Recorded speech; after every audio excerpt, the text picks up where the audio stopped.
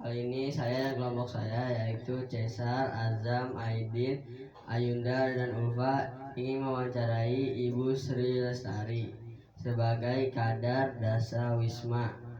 Kali ini yang ingin mewawancarai Ibu Sri Lestari adalah Cesar dan Azam. Perkenalan, nama saya Ajam. Saya mau izin tanya ya Bu. Oke. Yang pertama pengertian Dasa Wisma. Pengertian bahasa Wisma. Terus yang kedua tugas Dasa Wisma.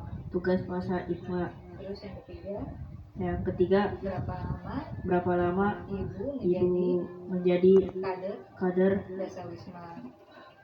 Dasar Dasa Wisma. Oke. Terima kasih aja. Ini kita langsung aja ya.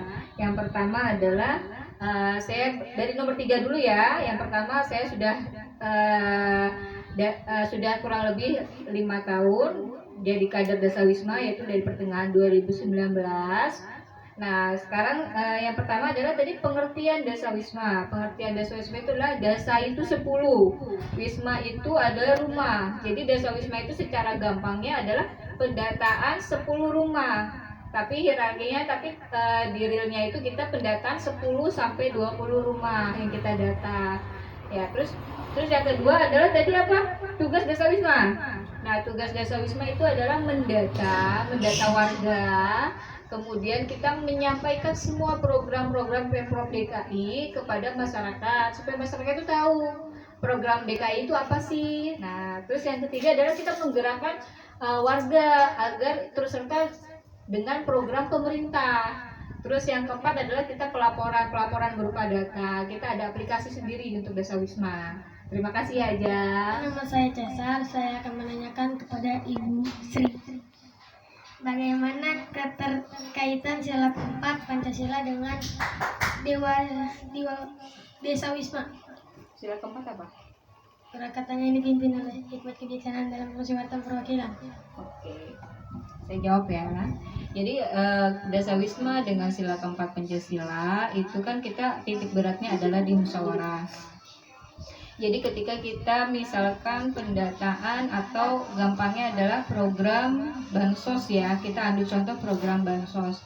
Nah, program bansos itu kita bermusyawarah dengan RT, pengurus RT untuk mendata siapa-siapa yang berhak menerima bansos. Contohnya adalah bantuan sosial yang real waktu itu yang COVID.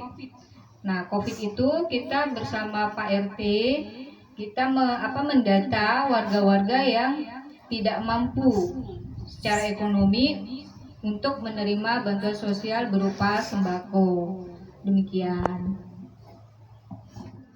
Pernahkah Ibu mengalami perbedaan pendapat dalam musyawarah RT?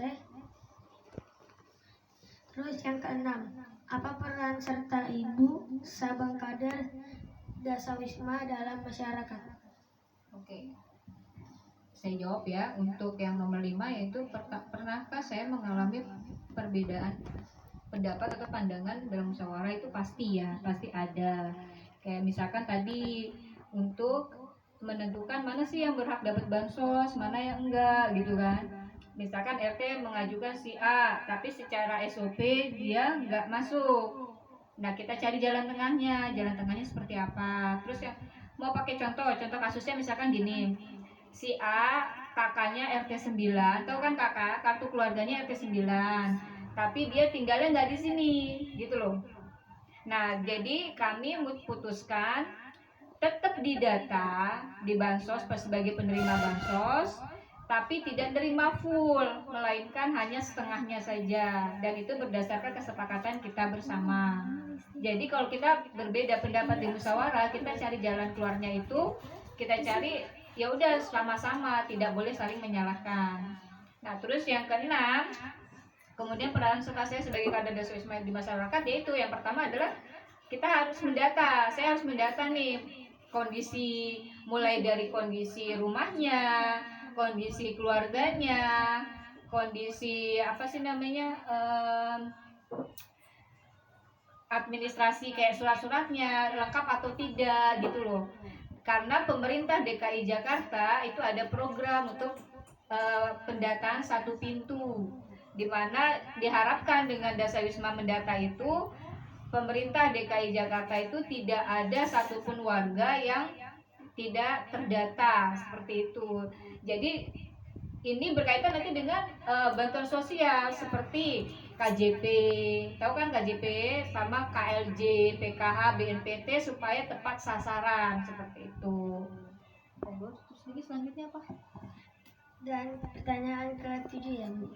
Bagaimana cara Ibu menggerakkan warga untuk bergotong royong menjaga kebersihan lingkungan?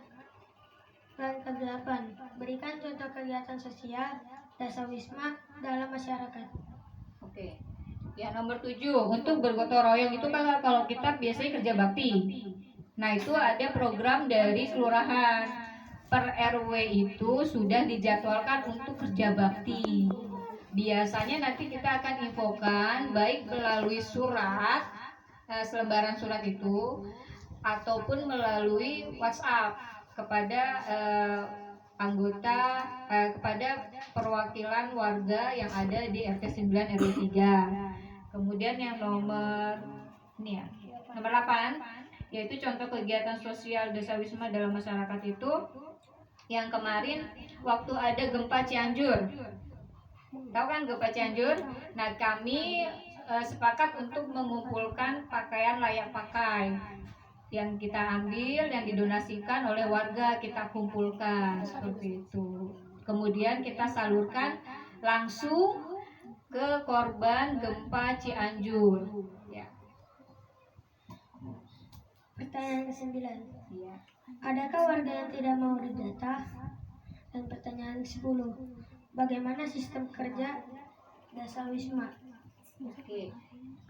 Ada warga yang tidak mau didata, ada. Nah, itu cara kita gimana? Yang pertama adalah secara persuasif. Persuasif itu ada kita mengajak, kita tanya, Ibu, dan kita tidak boleh memaksa ya warga itu mau didata atau tidak, itu kita kembalikan ke warga masing-masing. Tapi kalau dia tidak mau mendata, kita tanya alasannya kenapa tidak mau didata. Seperti itu. Kalau misalkan memang alasannya itu masuk akal, ya nggak apa-apa, kita tinggal menginfokan ke ketua RT setempat. Tapi biasanya dari pihak kelurahan atau kecamatan itu meminta semua warga yang berdomisili di RT 9 RW 3 harus didata. Siapapun itu tanpa terkecuali. Baik data bayi baru lahir, baik data warga meninggal, warga datang atau warga pindah, dan semua warga yang bertempat dalam satu rumah tersebut. Terus kemudian yang ke-10, sistem kerja dasawisma kita adalah berdasarkan aplikasi. Yang pertama adalah aplikasi online, yaitu berupa aplikasi cari, yang itu langsung terhubung ke sistem pendataan satu pintu milik Pemprov DKI Jakarta.